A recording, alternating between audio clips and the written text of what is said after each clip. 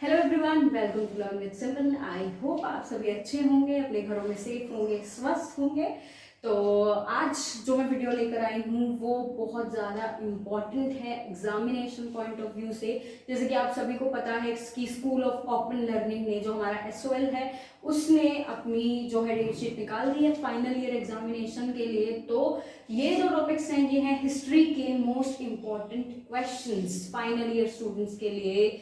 और ये क्वेश्चंस जो हैं ये रिपीटेडली पूछे गए हैं। हर क्वेश्चन में आप 10 ईयर खरीदेंगे उनमें भी आपको यही क्वेश्चंस मिलेंगे बार बार, क्योंकि ये टॉपिक जो है ये मैंने ढूंढ के निकाले हैं जो कि एग्जामिनेशन के लिए बहुत बहुत बहुत ज़्यादा इंपॉर्टेंट है। और इसमें से कुछ टॉपिक्स हैं जो आपको पॉलिटिकल में भी हेल्प करेंगे आपके एग्जामिनेशन के लिए। तो करते हैं शुरुआत। So first topic is cold war.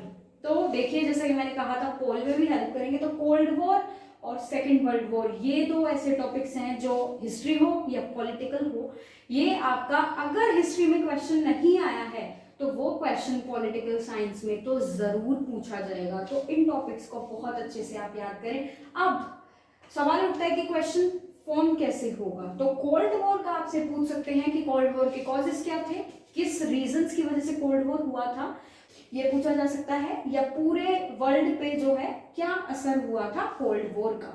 Next is second world war. अब सेकेंड वर्ल्ड वॉर के कॉजेज जो हैं वो बहुत ज्यादा इंपॉर्टेंट हैं।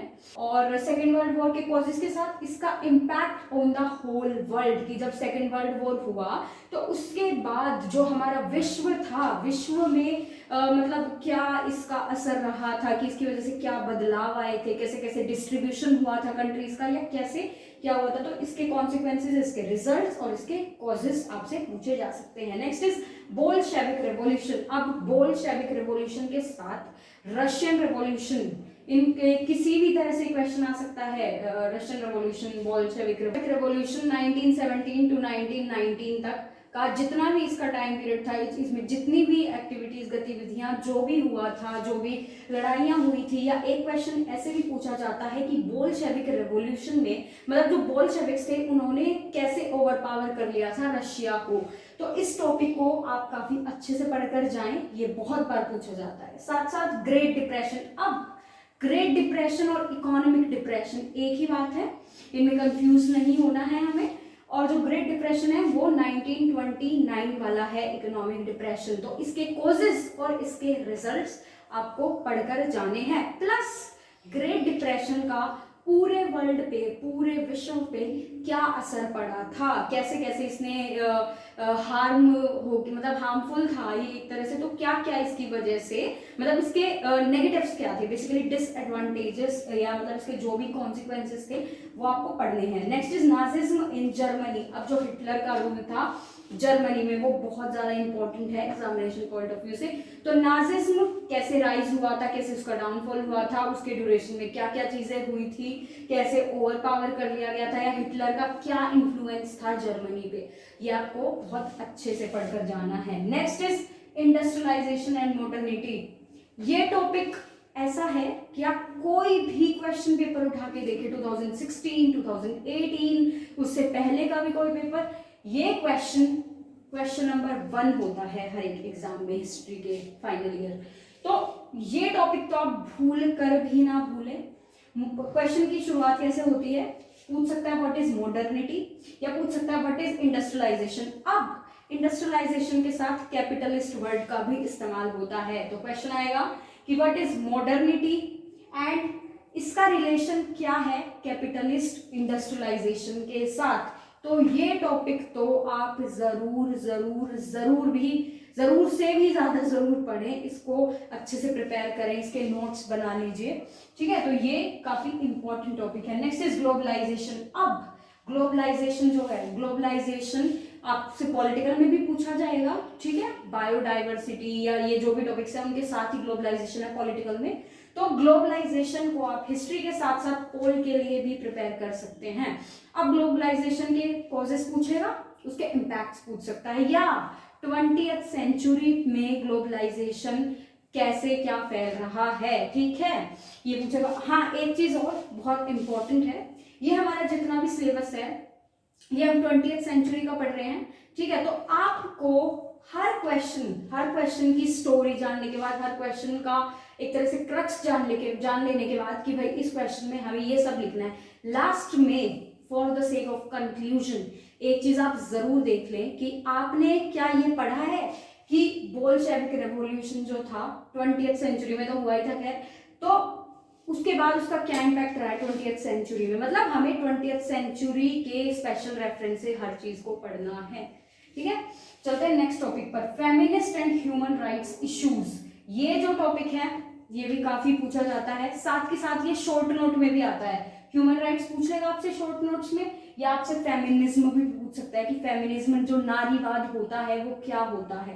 फेमिनिज्म के साथ साथ आपसे फासीवाद, नारीवाद के साथ फेसिज्म जो होता है, नासीवाद भी आपसे पूछा जा सकता है। Next is social movements. अब काफी सारे सोशल मूवमेंट्स हैं, इकोलॉजिकल मूवमेंट्स हुए थे, उसके साथ फेमिनिस्ट मूवमेंट हुए थे, तो ये जितने भी सोशल मूवमेंट्स आपके सिलेबस में हैं वो जरूर पढ़कर जाएं। तो ये थे हमारे इंपॉर्टेंट टॉपिक्स, इंपॉर्टेंट क्वेश्चंस जो कि आते ही आते हैं। इसमें से 80% पेपर इसमें से ही बनेगा। मतलब यही बस आपको ये देखना है कि क्वेश्चन फ्रेम किस तरह से हुआ है।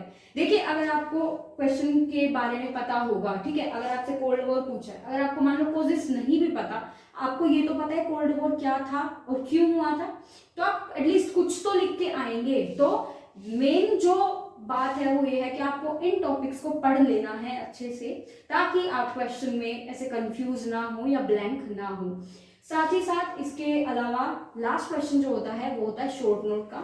शॉर्ट नोट आपसे 2 पूछे जाते हैं कि 5 या 6 टॉपिक्स आते हैं शॉर्ट नोट के, उनमें से आपको कोई 2 टॉपिक ऑप्ट करने होते हैं और उन पे शॉर्ट नोट लिखना होता है। शॉर्ट नोट्स में इनमें से देखिए globalisation, feminism, rights, human rights पूछ लेगा, ठीक है, इंडस्ट्रियलाइजेशन पूछ सकता है। मतलब कि जितने भी टॉपिक हैं आपको इंडिविजुअली स्पेसिफिकली वो टॉपिक्स तो पता होने चाहिए कि आखिर हम इंडस्ट्रियलाइजेशन पढ़ रहे हैं। अगर वो शॉर्ट नोट में भी पूछ लेगा, डायरेक्ट क्वेश्चन ना भी आए, तो शॉर्ट नोट में भी एटलीस्ट हमारे पास इतना कंटेंट हो, इतनी नॉलेज हो कि हम शॉर्ट नोट लिख सके। साथ ही साथ आपसे पूछ सकता है नाजिज्म क्या होता है, मैंने बताया, फेमिनिज्म क्या होता है, फासीवाद क्या होता है, इन सब के ऊपर शॉर्ट नोट पूछा जाता है। साथ के साथ आपसे सोशल मूवमेंट्स में से चिपको मूवमेंट पूछ सकता है, नॉन अलाइनमेंट मूवमेंट पूछा जा सकता है, ठीक है। और इसके अलावा आपसे लीग ऑफ नेशंस काफी बार पूछा गया है। मतलब आप प्रीवियस क्वेश्चन पेपर उठा के देखेंगे, उसमें आपको लीग ऑफ नेशंस तो ऑलमोस्ट आई थिंक 2016 में भी था, 2018 में भी मैंने देखा है, अभी जो रिसेंट थे। तो लीग ऑफ नेशंस तो शॉर्ट नोट में आप ये मान लीजिए कि आता ही आता है। तो ये कुछ टॉपिक थे, इनको अच्छे से प्रिपेयर करिए। आपके एग्जामिनेशन बहुत जल्द ही कंडक्ट होंगे, ऑनलाइन ही होंगे। अभी जो नोटिफिकेशन आई है उसके हिसाब से OBE होंगे आपके ओपन बुक एग्जामिनेशन, तो उसके लिए बी प्रिपेयर्ड, अच्छे से प्रिपरेशन कीजिए। All the best for your examinations and for your life. Just stay safe, stay home and keep sanitising and keep washing your hands. And अगर आप बीमार हैं तो अच्छे से प्रिकॉशंस लीजिए, अच्छे से दवाइयाँ लीजिए और फिट हो जाइए, क्योंकि एग्जामिनेशंस आ चुके हैं। तो all the best guys, just take care of yourself. Please subscribe to my channel Learn with Simran. Thank you for watching.